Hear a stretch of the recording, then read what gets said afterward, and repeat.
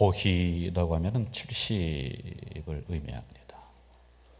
70이 넘으신 노인분이 웬 책을 썼느냐고 이렇게 사람들이 타박을 하지만은 이 책을 읽어보면은 그분의 살아온 삶의 족적이 담담하게 담겨져 있어서 읽는 사람들의 마음을 감동시키고 있습니다. 그래서 그 책의 제목도 걸어온 길, 걸어갈 길, 이렇게 제목을 정했더랬습니다. 뭐 특별한 이야기는 아니었습니다. 5명의 자녀를 낳고 그 자녀를 길러가면서 겪는 뭐 그런 여러분들의 이야기, 뭐 그거와 똑같습니다. 그런데 그 책에 한 가지 좀 아픈 사연이 나오는데, 큰딸이 있었습니다. 그런데 이 딸이 어렸을 적에 고열을 앓았어요. 열이 막 심했는데 그걸 제때 병원을 가야 되는데 병원을 못 갔더랬습니다. 그것 때문에 이중장애가 걸렸어요. 그러니까 신체적인 장애, 몸이 좀 어디가 꼬이죠. 그리고 언어가 안 되는, 그리고 정신적인 연령도 조금 낮은, 이런 장애를 가지고 있으니까 이 어머니 마음에는 늘 그게 걸렸던 거죠. 지금 병원을 가야 되는데 병원 갈 만한 처지가 못 되었던 것 같습니다. 그만한 돈이 없었던 것 같습니다. 그래서 그 책에 보면은 나는 아플 수가 없다. 아프지만은 아픈 표시를 못 낸다는 거예요. 왜냐하면 이 딸을 건사를 해야 되기 때문에. 다른 누군가가 이중장애를 가져서 제대로 사회생활을 못하고 언어도 안 되고 뭐 정신연령도 낮은 이 딸을 누군가 돌보지를 못한다고 합니다. 일찍 죽어서 안 된다고 합니다. 더 살고 싶은 욕심이 아니라고 하는 거죠. 이 딸을 끝까지 내가 책임져야지 라고 하는 이런 마음으로 살아가는 이야기를 담아놓고 있습니다. 여러분 혹시 여행을 하시다가 자신이 걸어온 길을 돌아본 적이 있으십니까? 동료 목사님 2분과 저까지 하면 3명이 저 설악산에 있는 대청봉을 등산하기로 했습니다. 우리나라에서 3번째로 높은 산 1708m가 됩니다. 8월 늦지막하게 눈이 오기를 시작해서 그 다음 연도 하지 한 5월쯤 되는 것 같아요. 그때 눈이 녹는다고 해서 설악이라고 하는 이름이 붙여졌습니다. 처음에는 두런두런 이런저런 이야기를 하면서 가지만은 이내 힘드니까 말을 안 하는 거예요. 힘들지요. 그러니까 그냥 자기 길만 묵묵히 이렇게 걸어가고 있습니다. 가야 할 목적지는 정해져 있죠. 대청봉입니다. 목적지를 생각하면서 서너 시간을 그렇게 걷고 있다가 잠시 쉬는 그때에 제가 걸어온 길을 한번 쭉 쳐다보게 되었습니다.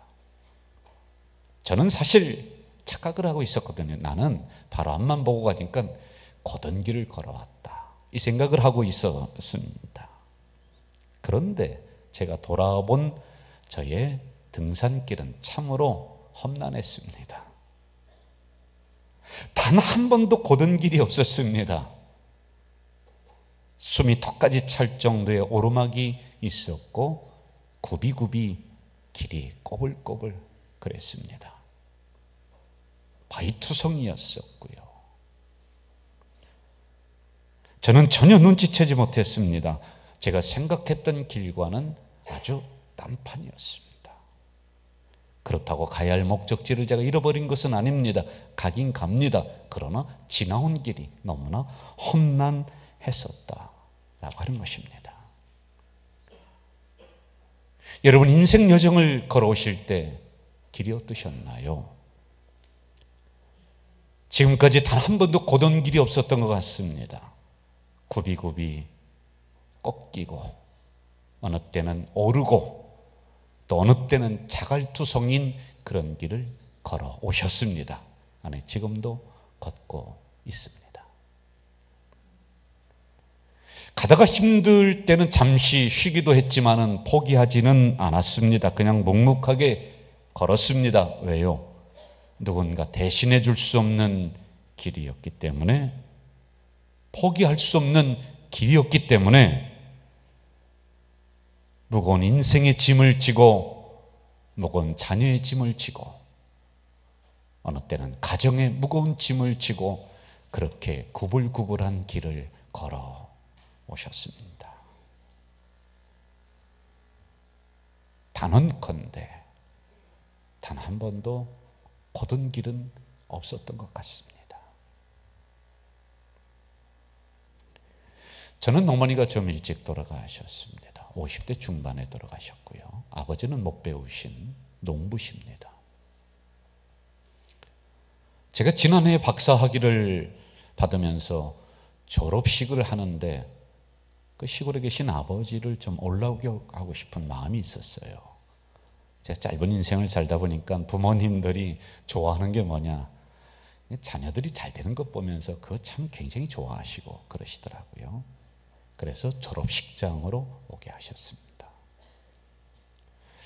졸업식을 마치고는 제가 아버지 손을 잡고는 운동장에 나가서 사진을 찍으려고 하는데 아버지가 저에게 이렇게 인사를 하는 거예요.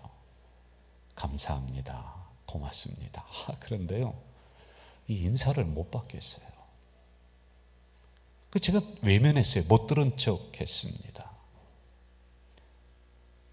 80이 넘으신 아버지의 손을 잡고 사진을 찍으면서 아버지의 인사를 제가 외면했지만은 그분의 그 거친 손길을 통해서 지나온 삶의 여정을 저는 전달받을 수가 있었습니다. 굉장히 손이 거칠거칠해요. 똥찌개졌던 손이고요. 그 밭 읽었던 손이고요. 자식 새끼들 때문에 자존심 상했던 그 손. 그게 그냥 뭉쳐져서 저에게 전달이 되더군요. 여러분, 이처럼 여러분의 길은 평탄한 길이 아니었습니다. 가난 때문에 배고팠던 길이었고, 돈 몇 푼 없어서 자존심 다 상했던 그 길을 걸어오셨습니다. 살기 막막했던 길이었고요. 그래서 우리가 걸어온 인생길은 눈물 없이는 볼 수 없는, 여러분, 누군가 평탄한 길을 한 번도 만들어주지 않았습니다. 광야 같은 그곳에서 여러분이 그 길을 하나하나 개척하며 만들며 그리하며 여기까지 오셨습니다. 제가 여러 번 계산을 해봤더니 우리 교회가 오늘 46년 되는 생일이거든요. 오늘이 주일입니다. 제가 우리 교회 역사의 3분의 1을 같이 하고 있어요. 지금 한 14년 정도 됐으니까 나눠보니까 뭐 3분의 1 조금 못 되는 것 같더라고요. 여러분, 저는 우리 가져질 교회 걸어온 길을 그래도 좀 압니다. 46년 동안 고든 길이 아니었습니다. 굽이굽이 꺾인 길이었고 오르막이었고 자갈길을 우리는 걸어왔습니다. 그 길은 고난의 길이요 힘든 길이었습니다. 우리 교회가 46년 동안 여기까지 오기에는 수많은 눈물을 요구했던 그런 길.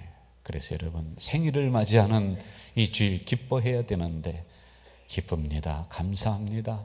그 말이 나오기 전에 참 고생했다, 참 열심히 달려왔다 라고 하는 이 말을 먼저 드리고 싶습니다. 이처럼 우리는 교회든 인생이든 광야를 걸어온 것입니다. 여러분, 광야는 길이 없습니다. 길이 있다가도요, 바람 불면 싹 묻혀지고요. 이게 광야입니다. 여러분, 광야는 온갖 위험이 도사리고 있는 곳입니다. 그러나 이스라엘 백성들이 그 광야를 걸어갈 때는 한 가지의 목표가 있기 때문에 그들은 배고픔도 참았고요, 햇빛도 참았고요, 위험도 참았습니다. 그건 뭐냐? 가나안이라고 하는 목표였던 거죠. 거기만 가면 고생 끝, 행복 시작, 이 생각이었습니다. 그러나 여전히 힘듭니다. 신명기 8장에 상세하게 기록을 하고 있는데, 내 하나님 여호와께서 40년 동안 내게 광야길을 걷게 하신 것을 기억하라. 이는 너를 낮추시며 너를 시험하사 너를 줄이게 하신다. 제가 여러분, 이 광야의 여정을 이스라엘 백성들을 보면서 죽은 인원이 몇 명인가를 세다가 치워버렸어요. 왜? 다 죽어버렸거든요. 서서히 다 죽습니다. 뱀에 물려 죽고요, 배고파서 죽고요, 어느 때는 환경 때문에 죽고요, 그리고 어느 때는 전쟁 때문에 죽고요, 원망하다 땅이 갈라서 죽고요. 다 죽습니다. 다 죽습니다. 이게 뭐 도대체 이게 뭐 하나님이 불러내고서 죽이는 게 답니다. 계속해서 성경은 이런 상황 가운데서 이들이 참고 견뎠던 이유를 또 하나를 설명을 하고 있죠. 신명기 8장 3절 만나를 먹이신 것은 만나 주셨어요. 4절 의복이 헤어지지 않고 발이 부르트지 않았다. 그것만이 아닙니다. 먹이 마를 때 물을 내어 주셨습니다. 그러니까 중간에 하나님의 은혜가 숨겨져 있습니다. 그 길이 평탄한 길은 아니었지만은요, 굽이굽이 돌 때마다, 그래서 좀 포기하고 싶을 때마다 하나님은 그 안에 은혜를 담아 놓으셨던 것입니다. 이게 없으면은 살아갈 이유도 살아갈 힘도 다 잃어버리는 것입니다. 여러분, 우리는 천국 가서 다 보상받고 좋습니다.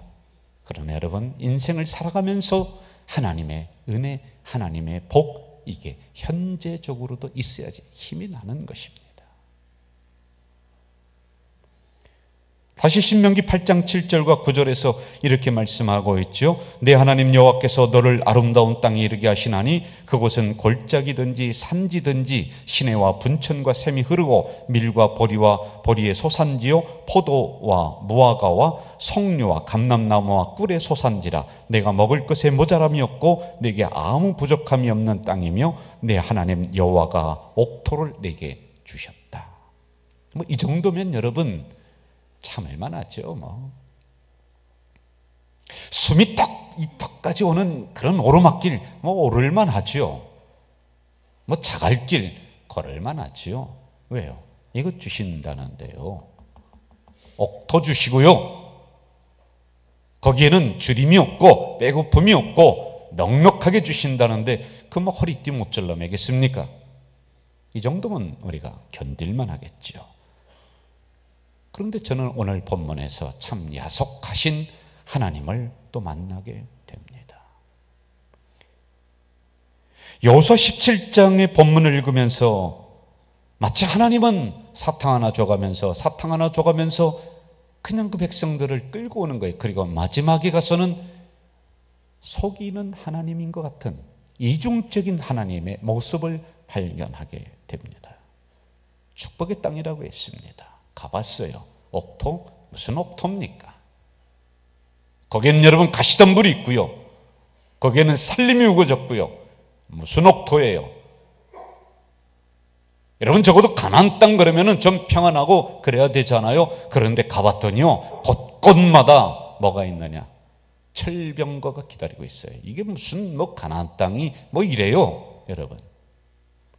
15절 살림이라도 올라가서 스스로 개척하라. 18절 내가 개척하라. 아니 뭐 이게 누가 와서 해주고 그리고 들어가서 잘 살아라 그래도 시원찮은 판인데 그것도 스스로 개척하는 거예요. 16절 그 마을들에 거주하는 자이든지 이스라엘 골짜기에 거주하는 자이든지 다 철병거가 있다. 여러분, 철병거는 당시의 전쟁 무기 중에 최첨단 무기입니다. 그런데 18절 그들이 비록 철병거를 가졌고 강할지라도 내가 능히 그를 쫓아내라. 여러분, 도대체 가나안 땅이 뭐 이렇습니까?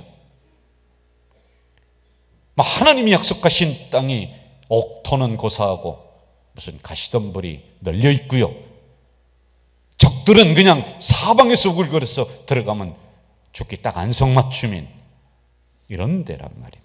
무슨 전략을 준다든지 뭐 천군 천사가 내려와서 정리를 한번 좀 해준다든지, 저는 이 본문을 보면서 좀 억울해요. 그냥 애굽에 있을 걸 그랬어요. 저는 여러분 이 문제를 오늘 우리들에게 가져오려고 합니다. 여러분 고생하시면서 그 구불구불한 길을, 그 오르막을, 그 자갈길을 정말 잘 오셨습니다. 수고하셨습니다. 고생하셨습니다. 여러분 그런데 어쩌죠? 여러분 인생길이 앞으로 평탄대로가 펼쳐질 것입니다. 숱하는 길이 나올 것입니다. 형통한 길이 나올 것입니다. 가나안의 복이 주렁주렁 열릴 것입니다. 그럼 여러분 아멘 할 것 같은데 제가 그 설교를 못하게 했으니 어쩌죠? 또 여러분 인생길 펼쳐질 때 또 구불구불한 길이 또 있을 것 같아요. 또 오르막이 또 있을 것 같아요. 자갈밭이 또 있을 것 같아요. 저는 이 문제를 46번째 생일을 맞는 우리 교회로 가져오고 싶습니다. 장로님들, 권사님들, 집사님들, 우리 성도님들 어쩌죠? 어떻게 하면 좋겠습니까? 이제 고생 끝! 왜요? 그동안 46년 동안 고생했는데요. 그 구불구불한 길을 포기하지 않고 걸어왔는데요. 이제 교회는 고생 끝! 행복 시작! 이제 여러분 가나안의 축복이 임할 것입니다. 그거 먹으면서 여러분 잘할 줄 믿습니다 라고 여러분 말씀드려야 되겠는데 제가 그 설교를 못하겠어요. 여전히 우리 앞에 놓여있는 인생길도 교회 앞길도 살림이 우거졌어요. 거긴 여러분 가시덤불이 있어요. 여전히 철병과 같은 문제들이 우리를 기다리고 있어요. 아직 열매를 따먹기에는 좀 이른 것 같아요. 답답해요. 18장으로 오면서 여호수아는 이스라엘 백성들에게 땅을 분배합니다. 그 땅은 여전히 개척해야 될 땅이었습니다. 옥토가 아니었습니다. 가나안 땅인데요. 저는 이 문제를 이 18장에서는 이 답을 얻을 수가 없어요. 어떻게 해야 되나 하고 계속 넘기면서 제가 읽다가 24장에서 이 문제가 풀립니다. 24장 16절에서 18절 이렇게 말씀하고 있습니다. 백성이 대답하여 이르되 우리가 결단코 여호와를 버리고 다른 신들을 섬기기를 하지 아니하오리니 이는 우리 하나님 여호와께서 친히 우리와 우리 조상들을 인도하여 애굽 땅 종되었던 집에서 올라오게 하시고 우리 목전에서 그 큰 이적들을 행하시고 우리가 행한 모든 길과 우리가 지나온 모든 백성들 중에서 우리를 보호하셨음이며 여호와께서 또 모든 백성들과 이 땅에 거주하던 아모리 족속을 우리 앞에서 쫓아내셨습니다. 그러므로 우리도 여호와를 섬기리니 그는 우리 하나님이시니라. 여러분 지금 데모해야 되는 상황이에요. 하나님 우리 속였잖아요. 옥토라고 했는데 무슨 옥토예요? 아니 좀 뭐 평안하고 문제가 좀 없어야 되는데 철병거가 지금 곳곳에 있잖아요. 데모라도 이뤄낼 상황인데 여러분 이들은 그 각도에서의 말씀을 보지 않고요. 하나님 마땅합니다. 옳습니다. 우리가 노력하겠습니다. 우리가 병사를 길러서 그 철병거를 물리치겠습니다. 우리가 땀을 흘리면서 그 가시덤불 뽑아내고요. 살림 제거하고요. 옥토를 만들겠습니다. 그리고 여러분 기어이 그들은 가나안 땅을 옥토로 만들었습니다. 그냥 하나님이 다 만들어서 주신 것이 아닙니다. 그들은 이런 상황에서 원망하지 않았습니다. 오히려 이 고백을 보면요, 하나님이 하셨습니다. 하나님이 우리를 도우셨습니다. 이 고백을 하고 있잖아요, 여러분.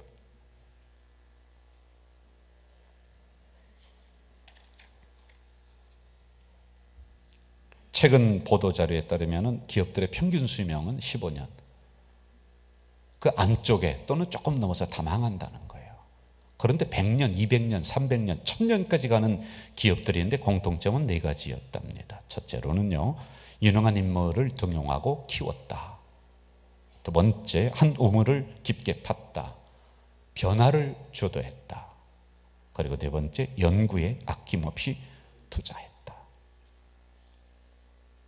얼마 전에 동아일보 논설 칼럼에서 경제 논설이죠. 거기 이렇게 썼습니다. 정신 안 차리면 금방 망한다. 금방 망한다. 시장을 선도하는 기업이 되려면 정면으로 부딪히고 뼛속까지 바꾸겠다는 마음으로 끝을 봐야 된다. 그 논설위원은 이렇게 글을 마감합니다. 기업이든 국가든 상승기와 하강기가 있다. 지금부터 우리가 어떻게 대처하느냐에 따라 구군이 갈릴 것이다. 정신 안 차리면 금방 망한다. 여러분, 우리 교회 46년 됐습니다. 아주 중요한 전환점에 서 있습니다. 지금부터 중요합니다. 우리 가정이 아니, 우리 교회가 아니, 여러분이 정말 가나안의 복을 받느냐 못 받느냐 중요한 갈림길에 여러분 모두는 서 있고 우리는 서 있습니다. 여러분, 제가 예언하건대 여러분의 앞길은 평탄한 길이 아닐 것입니다. 문제가 또 일어날 수 있습니다. 제가 예언하건대 우리 교회의 길도 평탄대로는 아닐 것입니다. 살림이 오고져 있고요, 그리고 철병거가 있을 수도 있습니다. 그러나 이스라엘 백성들이 하나님의 그 약속을 굳게 믿으면서 여러분 그 우거진 숲을 개간했고 그 가시덤 뿔을 뽑아냈고 철병거를 가진 적들을 믿음으로 물리쳐 나갔듯이 여러분들도 우리도 그렇게 해야 됩니다. 우리에게 주어진 숙제입니다. 여러분, 이렇게만 우리가 한다면은 이스라엘 백성을 홀로 두시지 않으셨던 그 하나님은 여러분 인생길 앞으로라도요 곳곳에 은혜를 묻어두시고요, 우리 교회 앞길에도 하나님이 은혜를 또 묻어두실 겁니다. 그 하나님은 우리를 홀로 두실 하나님이 아니십니다. 저는 이 찬양을 통해서 오늘 설교의 결론이 좀 됐으면 좋겠습니다. 여러분 같이 부르시면서 이 설교의 마무리를 같이 합시다. 우리 찬양 나의 등대에서 1절 2번을 같이 하겠습니다.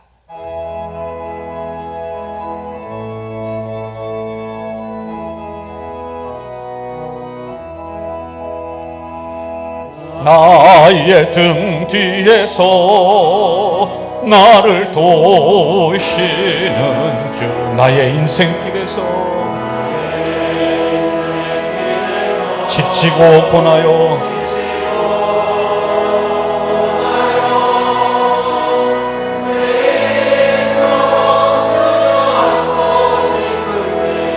나를 밀어주시네. 일어나 걸어라, 내가 새 힘을 주리니. 일어나 너 걸어라, 내 너를 도우리. 다시 한번 1절 나의 등 뒤에서 나를 도우시는 주, 나의 인생길에서 지치고 고나요 매일처럼